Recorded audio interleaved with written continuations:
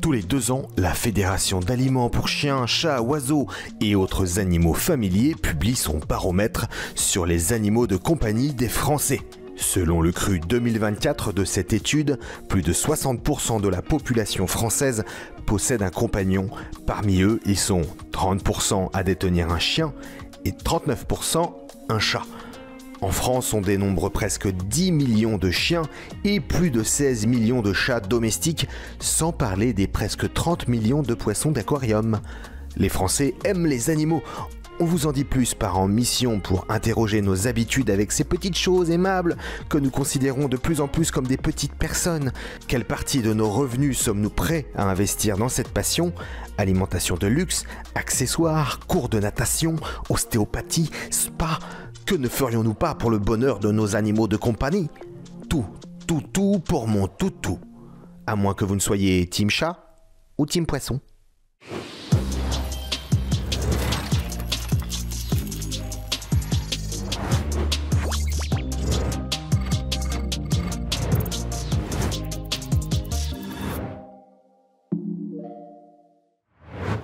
61% des Français possèdent un animal de compagnie. Dans beaucoup de familles, c'est devenu un membre à part entière. On dépense en moyenne 107 € par mois pour son animal.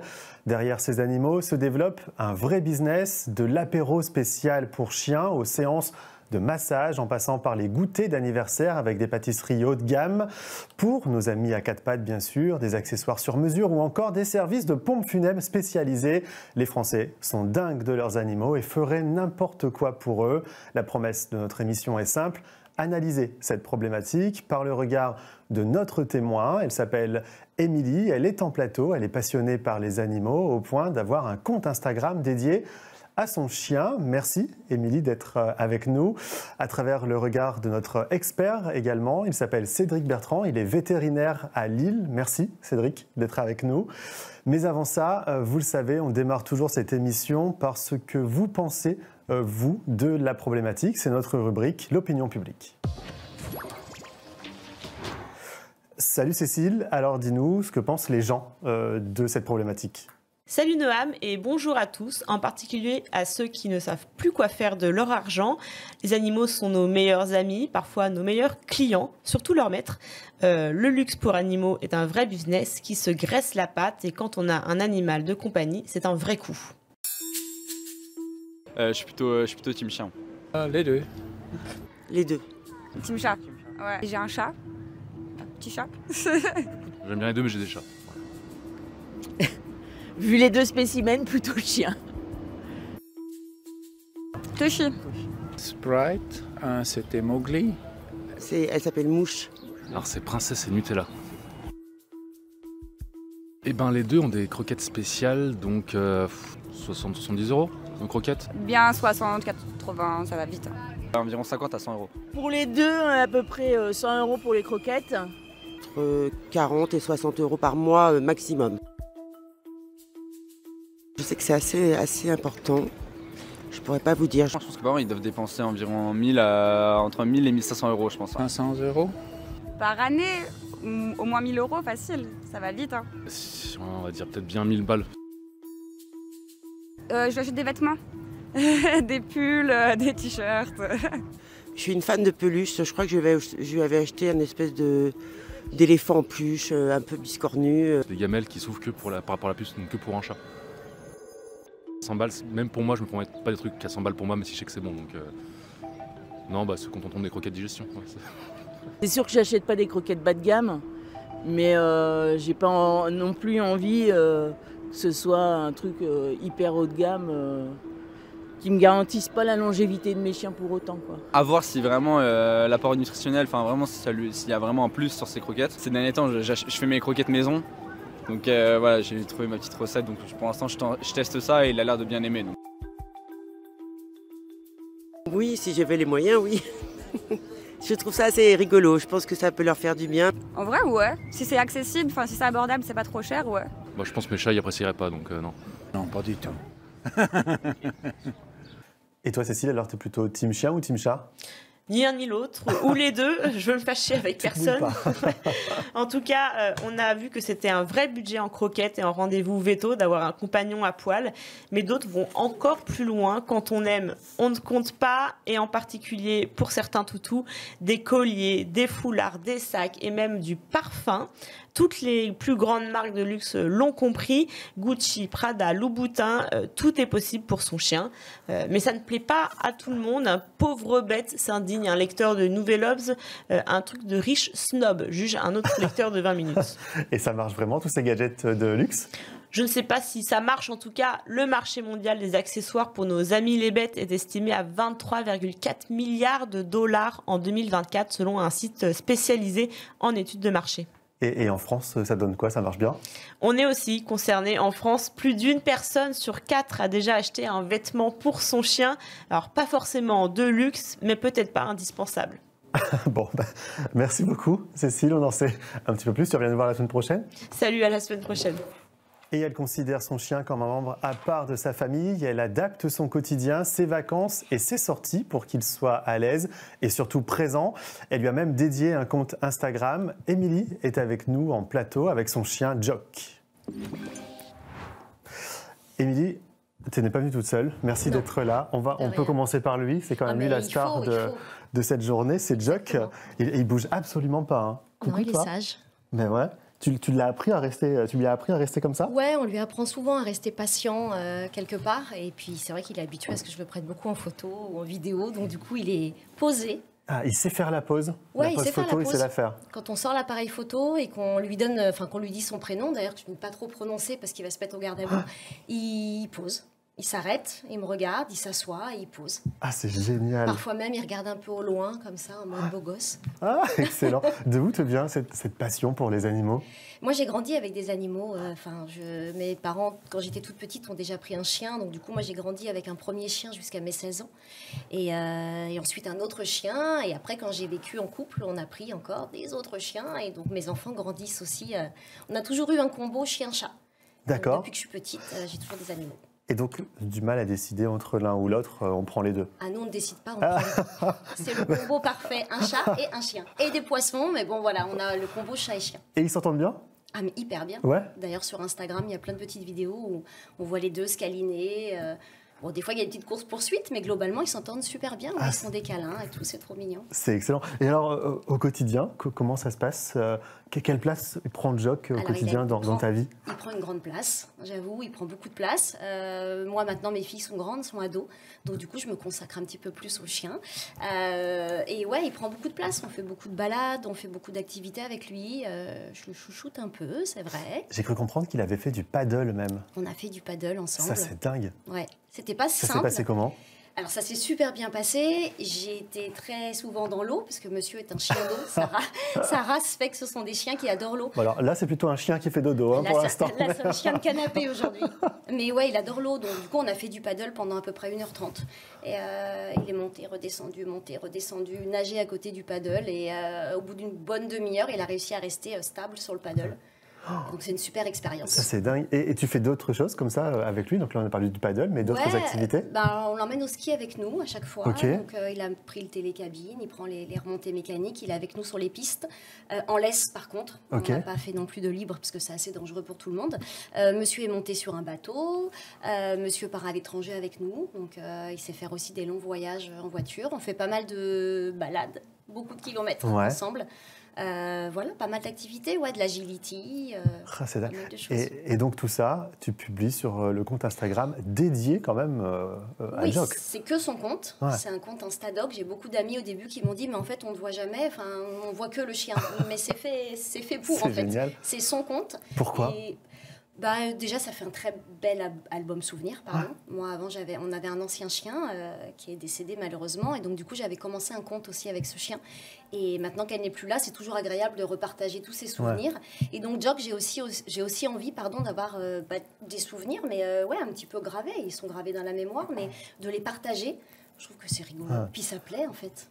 Est-ce qu'on pourrait dire que c'est carrément un membre de la famille, Jock, que tu considères comme l'un de tes enfants? Parce que tu as des enfants. Oui, j'ai des enfants, j'ai 2 enfants. J'ai 2 enfants avec qui je passe aussi beaucoup de temps. Hein. Attention, je heureusement. ne vais pas passer Attention, elle veille, hein, elle est là en coulisses. J'en ai une qui est là, voilà, j'ai ma grande Manon qui est là. Je fais pas passer de jog avant mes enfants, mais je passe autant de temps avec lui, je pense, qu'avec mes enfants, ouais. Donc il a une place très importante. Est-ce que tu serais prête à tout pour ton chien ? Alors je serais prête à beaucoup de choses, à tout. Je serais pas prête justement à délaisser mes enfants sur certaines heures de la journée. Mais par contre, en fait, on l'inclut dans tout ce que l'on fait. Donc en fait, il fait partie de la famille.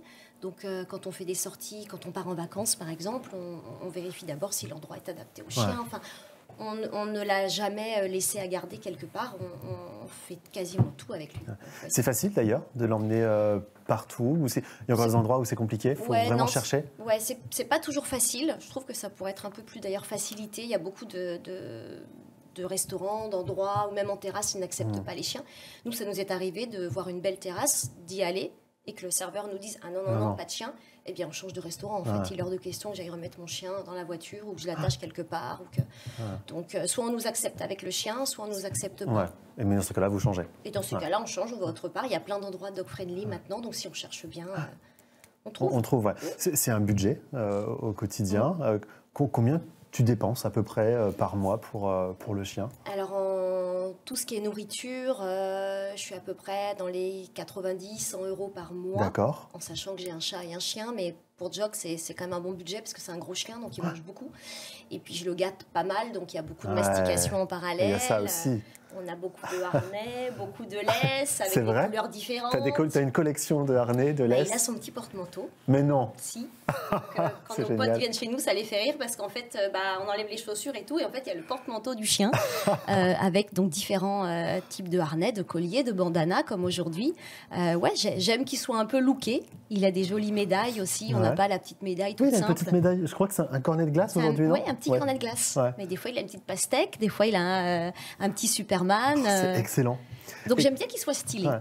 Et qu'est-ce que tu penses de tout ce qu'on voit fleurir, les massages pour chiens, les spas, toutes ces activités un peu de luxe, entre guillemets, pour les animaux ? C'est bien, c'est pas bien? Moi, personnellement, je trouve ça bien. Ouais. Je trouve ça bien. Moi, malheureusement, en région parisienne, on n'a pas... Enfin, en région parisienne, Paris, Intramuros, c'est petite couronne, on n'a pas énormément de choses comme ça. Mais quand je vois des reportages avec des grands clubs canins, avec des piscines à balles, avec des événements canins super intéressants, il y a même des piscines où tu peux emmener ton chien nager. Moi, si j'avais ça à côté de chez moi, ouais, je le ferais. Ouais. Bien sûr, des spas, des choses comme ça, oui, je le ferais. C'est quoi justement la plus grande folie que tu aies faite avec ton chien? Honnêtement, c'est le... Tu as fait un saut en parachute? Non, alors, j'ai sauté en parachute, mais sans le chien. Pour l'instant, il a que 2 ans. Donc, j'ai pas non plus eu le temps de faire encore énormément de choses avec lui. Mais je dirais quand même l'histoire du paddle. Ouais. Parce qu'il faut que ton chien tienne sur la planche. Il faut que tu le relèves toi-même de l'eau parce que il n'a pas d'appui pour monter sur la planche. Et puis, c'est un moment où on est... tous les deux, en fait, j'ai envie de dire en communion, mais il faut qu'il soit calme. Et puis faire ça comme ça, proche de Paris. Pour l'instant, c'est ça. Mais j'espère faire d'autres choses avec lui. Pourquoi pas sauter en parachute avec lui, ouais. En tout cas, on le suivra sur son compte Instagram. Sur son compte. Cédric, à côté de toi, qui est vétérinaire à Lille, si tu avais une question à lui poser, là, ce serait quoi? Est-ce que justement, pour toi, c'est quelque chose qui peut perturber un petit peu l'état émotionnel du chien? Que de l'inclure justement tout le temps avec nous, de l'emmener un peu partout avec nous, de le chouchouter. Est-ce que pour toi, ça peut rendre un chien un petit peu trop ou pressé ou stressé? Alors moi, je pense que c'est bien de l'inclure dans plusieurs activités parce que le chien, c'est un animal qui est quand même sociable, donc il a besoin de découvrir des choses. Maintenant, ce qui est important, c'est de respecter un peu les besoins du chien, pas l'envoyer dans des activités où il est stressé, pas le forcer à faire des choses. Par contre, si le chien il est motivé à monter, par exemple, sur une planche de paddle, il n'y a pas de souci pour ça. Il peut vraiment y aller et s'amuser avec les dog parents ou les propriétaires. Donc c'est vraiment super important qu'on respecte ce qu'a envie le chien, mais des activités comme ça, s'il apprécie, il n'y a pas de souci. Oui. Bon, donc ça me rassure. Tu peux continuer. C'est prévu. Et il existe un petit paradis sur Terre pour les animaux. Il ne se trouve pas très loin. Il est dans l'Essonne. Et vous allez le voir là-bas. Les chiens vivent leur meilleure vie en plein air. C'est notre journaliste Thomas Micho-Bielic qui a poussé les portes de ce petit paradis. Dans cette vidéo, on va voir beaucoup de chiens. On se trouve à Buneau-Bonnevaux, à environ 60 km au sud de Paris, dans ce qu'on pourrait appeler un paradis à toutous. Pour être plus précis, c'est une pension en pleine nature fondée par Virginie et Kofi. Nous, l'idée, c'est pas que les chiens soient en laisse, c'est qu'ils soient détachés le plus clair du temps, que ce soit quand ils sont en pension ou que ce soit en balade. Donc déjà, ils vont se dépenser, ils vont avoir des copains, ils vont renifler. Et ça, je pense que c'est quelque chose que chaque propriétaire de chien aimerait bien avoir. Donc nous, on prend la relève, on fait un peu le support émotionnel des clients en fait quand ils n'ont pas l'occasion de pouvoir subvenir aux besoins du chien. Ici, pas question que les chiens soient séparés en fonction de leur taille ou race. Tout ce petit monde se côtoie. L'idée c'est qu'ils soient tous ensemble, de petits pomskis comme ça à des chiens plus grands et plus alertes comme du braque, du staffy, de l'australien. L'intérêt de la meute comme ça et du groupe de chiens, c'est que justement le petit chien par exemple, il va pas avoir peur du gros chien quand il va en croiser dans la rue et tout. Souvent on voit des gens, dès qu'ils croisent un gros chien dans la rue, ils le prennent un peu comme un sac à main là. Et quand il enlace télescopique, il se fait soulever comme ça, casser 3 vertèbres et on lui apprend juste à avoir peur des gros chiens alors qu'en vrai il n'a pas l'habitude. Les gros chiens au contraire, du coup ils vont adapter leur jeu, ils jouent pas du tout de la même manière. Par exemple voilà, Abby qui saute partout là, quand elle joue c'est un peu une brute, mais quand elle va jouer avec un petit chien, elle va jouer doucement et tranquillement. Et évidemment quand il s'agit de partir en balade, ça se passe en plein champ. Là c'est une garderie, c'est comme un centre aéré. Eux le voient comme ça, la plupart des chiens quand ils viennent, on va retrouver un copain, il y en a ils ont des affinités, en plus ils se sont jamais vus, ils se croisent pour la première fois, tout de suite il y a un truc qui se passe, donc ça s'explique pas. Et niveau prix, si vous aussi vous voulez laisser votre chien à la Alpha Dogs House, il faudra compter 45 € par jour. Cédric, quand tu vois ce reportage et l'histoire d'Émilie et de son chien, qu'est-ce que ça t'évoque ? Je trouve que du coup c'est plutôt bien, l'évolution de la relation avec l'animal et l'homme a vachement évolué depuis ces dernières années, donc ça fait toujours plaisir de voir des animaux qui sont libres et heureux comme ça dans la nature, surveillés bien évidemment, et même partager du temps avec son animal comme le fait Émilie avec Chuck. C'est vraiment super bien de prendre du temps pour son animal. C'est vrai que pendant des années on prenait un animal pour dire que ce soit à la mode ou pour dire d'avoir quelque chose à la maison, entre guillemets. Et le fait que l'animal a pris une nouvelle place, vu que la loi elle est passée il y a déjà quelques années, comme quoi c'était plus un objet, et que maintenant il y a beaucoup de gens qui prennent soin des animaux, qui montrent aussi sur les réseaux sociaux ce qu'on peut faire avec un animal. Je trouve que c'est important, ça montre une belle vision des choses et ça peut aider des personnes qui hésitent à prendre un animal, à bien faire le choix de réfléchir, parce que c'est quand même un ami pour la vie, pour sa vie à lui, donc c'est important ce genre de choses. D'ailleurs c'est important ce que tu dis, parce que bien souvent, pendant les fêtes de fin d'année, on hésite à offrir un animal, et surtout c'est ce qu'il ne faut pas faire, on n'offre pas un animal, non, du tout. Ça se choisit, c'est un feeling entre le futur maître et l'animal. Du coup, comme tu l'as dit, c'est vraiment pas un cadeau, c'est un choix réfléchi. Il faut prendre le temps, il faut connaître les besoins de l'animal. C'est important de se renseigner sur l'espèce. Si on prend un chien, un chat, même un poisson ou un lapin, c'est important de se renseigner sur l'espèce et sur la race, surtout un chien.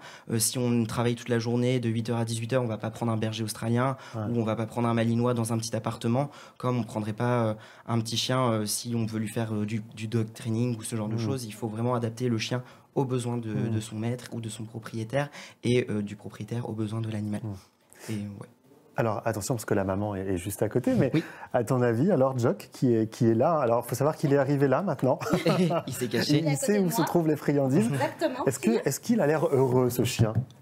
Pour le coup, le plus important pour un animal, je pense, c'est la relation qu'on construit avec lui et le temps qu'on lui accorde. Je vois que petit Jock, il est quand même plutôt content de voir sa propriétaire, sa maîtresse même.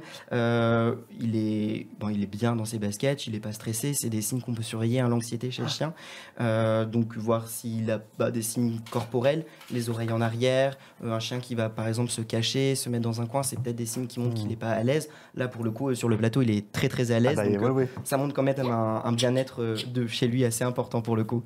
Ouais, ça se voit. Mais dès son arrivée tout à l'heure, il a été vraiment comme chez lui, comme s'il était apaisé. Ça se voit qu'il a bien été habitué aussi quand il était jeune, c'est ce qui est important, dès qu'ils sont petits, de les habituer à voir du monde, à voir des choses, plein de choses, donc c'est comme ça qu'on a un chien équilibré, c'est lui faire visiter plein de choses différentes. Oui, on l'emmène au maximum partout pour qu'il soit habitué, et après, comme je suis d'accord avec toi, je pense que par contre, je ne ferai pas n'importe quoi, dans le sens où si c'est un endroit où je sais qu'il ne va pas être à l'aise, qu'il va y avoir trop de monde, éventuellement trop de congénères autour de lui, notamment certains types de congénères avec lesquels il peut avoir un peu du mal, je ne force force pas les choses. Tout à fait. Il faut savoir des fois dire, bon bah là on va quelque part, non je vais le laisser à la maison. C'est ça, c'est comme pour nous, il y a des gens qui n'aiment pas forcément être en contact avec d'autres personnes, donc il faut respecter les besoins de l'animal pour le coup.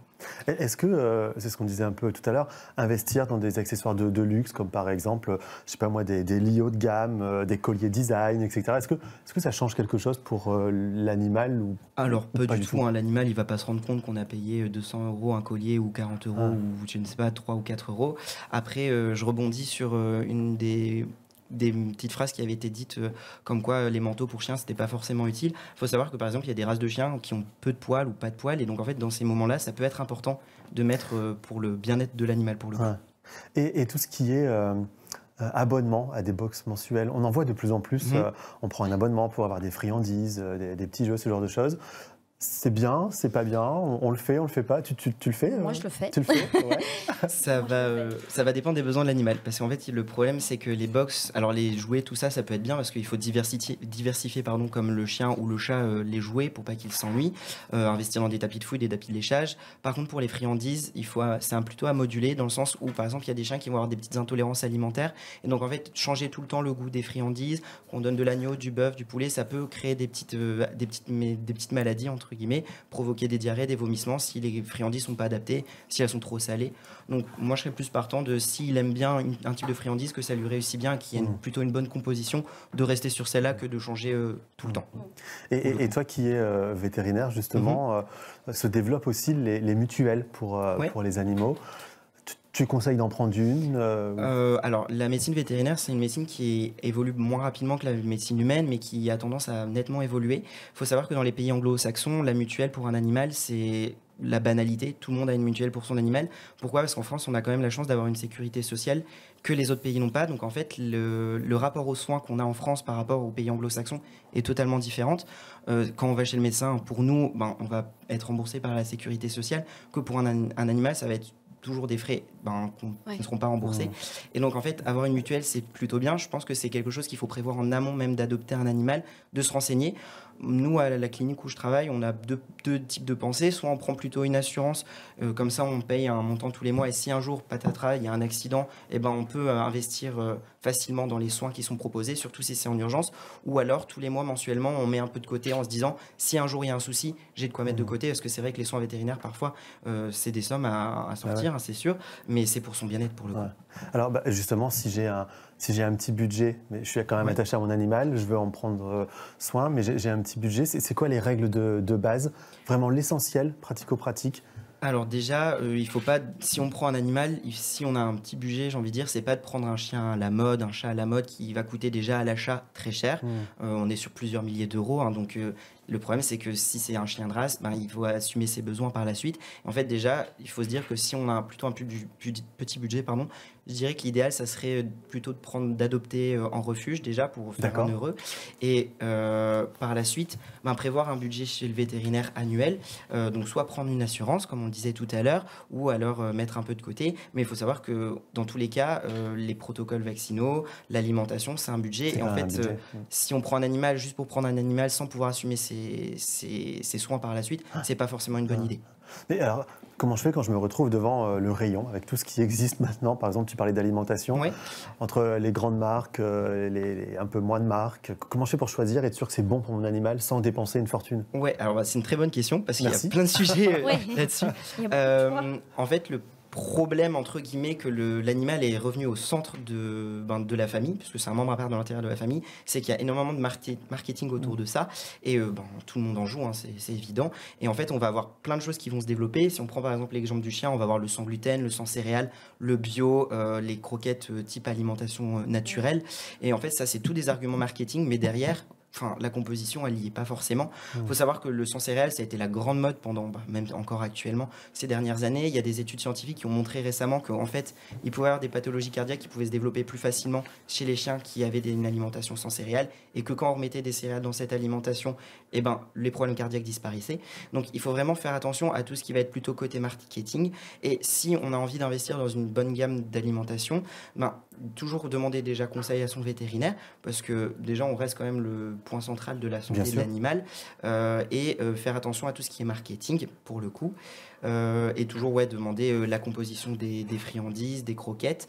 Faire attention aussi à, comme je disais, le côté marketing. Il y a des gammes de croquettes qui vont pas se vanter d'être sans céréales ou bio et qui seront de meilleure qualité et parfois moins chères que tout ce qui va être sans céréales ou par exemple tout ce qui va être sur internet où on va avoir des pubs tout le temps où en fait ils vont jouer vraiment sur le côté marketing, que d'autres marques qui vont être beaucoup de meilleure qualité, qui savent très bien ce qu'elles vaut, n'ont pas besoin de faire ce marketing. Donc moi je pense que la première étape c'est toujours demander conseil à son vétérinaire, parce que l'alimentation ça dépend, c'est comme pour nous, il y a des animaux qui vont être intolérants à des protéines, qui vont être intolérants à certains compléments, et en fait il ne faut pas faire n'importe quoi, surtout que là il est jeune et j'espère qu'il n'aura jamais de problème de santé, mais par exemple le petit Jock, si un jour il a un problème rénal ou quelque chose, il faut adapter l'alimentation, et c'est vraiment des alimentations spécifiques plutôt que du côté marketing.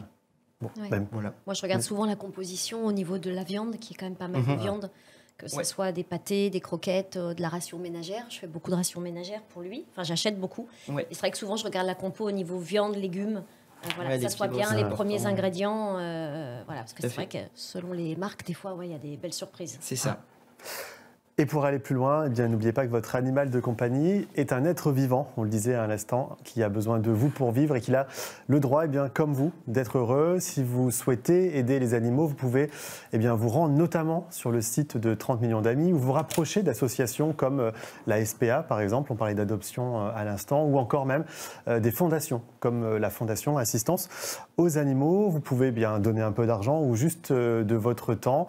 Si vous êtes prêt, évidemment, vous pouvez également adopter un animal de compagnie, mais attention, encore une fois, ce n'est pas un cadeau, c'est vraiment un choix et un feeling qui s'opère entre l'animal et sa future maman ou son futur papa. Merci à nos invités d'être venus aujourd'hui. Merci Émilie. On retrouve donc toutes les aventures de Jock sur son compte Instagram. Voilà, Jock avec nous. Voilà, Jock avec nous, qu'on voit s'afficher.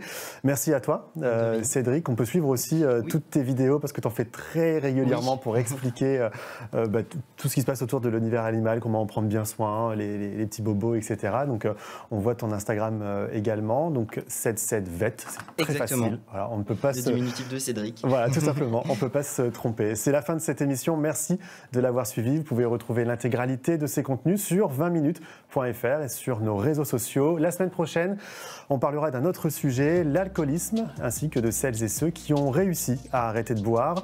N'hésitez pas à nous dire quel sujet vous aimeriez que l'on traite. 20 minutes, c'est votre quotidien, c'est votre compagnon du quotidien. Donc vraiment, n'hésitez pas, portez-vous bien, à la semaine prochaine.